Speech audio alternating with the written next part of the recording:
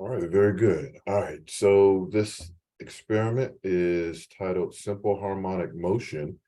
And on the right side here, I have the document that you should find in the course content area. And there's the link. What I suggest you do so you can have a similar setup is maybe do a right click and open up a new tab or a new window. And you'll go through a process and then you will get to this this simulation.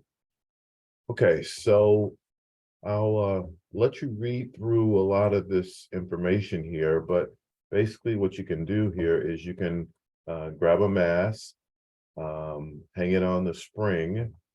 One thing that you want to have done is you want to have your damping set to none.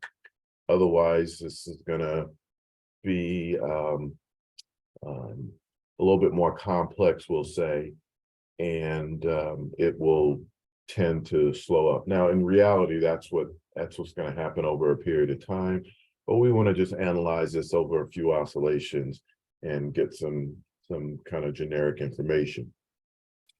Okay, so I'll say to set the damping to none. And you can do a couple things here. So there's a ruler here where you can determine a displacement or a height, and you have a timer to time the oscillations and play around with some of these things. One thing that you can do, well, I'll just click them all and see what they all do. And so the periodic trace will just kind of give you an idea of what one full oscillation looks like. Sometimes I'll use that, sometimes I won't. This movable line just gives you wherever you want to place the zero component, and the mass equilibrium just kind of gives you where the starting point for the center of mass is. So let's stop this real quick and reset this. So if you remember, periodic traces, it's probably going to be a good thing. I'll use it periodically. The mass equilibrium just kind of gives us an idea of where the center of mass starting center should be, and we want the damping to be set at none. So if I hang this 100-pound mass, let me just see if I can kind of get it to, I'm just going to kind of dampen it out and stop it, all right? And so you can see right here what the mass equilibrium is. It basically gives us an idea of where the center of mass is. And the other piece that we might want to look at is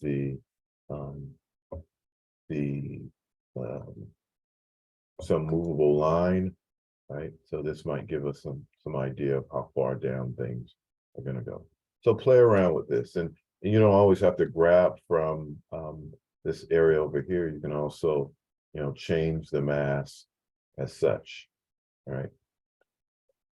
But the key here is really to make sure that the damping is at none so you can get some somewhat good information. And so you're going to want to set the timer, and so you're going to want to hand time this, and like right there, I can see one full oscillation. Let me see if I can slow that up a little bit. So right about when it slows down and starts up the trace right there, I will time one full oscillation. So wait till that S shape form and then stop. So right roughly around there looks like one full period. I don't know if I let it go through one full period and traced out. So let's try this one more time. I'm going to reset that. And when it begins to start up again, now starts the period. And see how close I can get to that other starting point. And now, so about 1.1, 1.2 seconds. So you want to repeat this a couple of times experimentally to see what the period is. Okay, so long story short, on the right side over here, what you got to do is you're going to figure out K. Now, K represents the spring constant, and that's what a lot of this information is going to come from.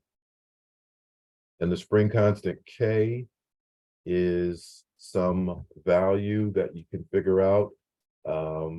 Every spring has its own unique spring constant. So you're going to need to play around a little bit with that. If you are taking the calculus-based version of physics, you're going to probably see a formula similar to this. It just means the second derivative. If you're not, you can look at angular velocity to calculate K, or as what we're doing today, we're going to graph it, and K is going to be found by modifying this equation. So again, I'll leave this up to you to look through, but K comes by way of looking at the slope. So this is going to be a key equation for you. So what you want to be able to do is you want to be able to graph a line. That should be something that's fairly straightforward. So make sure you know how to find the slope of a line given the point slope formula of a line, or slope intercept form of a line. It's going to be really helpful. And then you're going to go through this part of the experiment. Make sure that you understand that T is the period, and T squared is just basically multiplying the period by itself. So if the period, let's just say, is 2 seconds, then the period squared will be 4 seconds squared. Okay. And then you're going to need to answer some of these questions. Okay, so make sure you guys work. This is a group assignment. So make sure that you guys work together on this, because even though there's not a whole lot of information here, this is going to be on your final. So you're going to want to make sure that you get a good understanding of how this all works. If you have any questions or concerns, feel free to give me a call. Otherwise, you can email me. Phone number 727-791-2503. You guys take care. Bye-bye.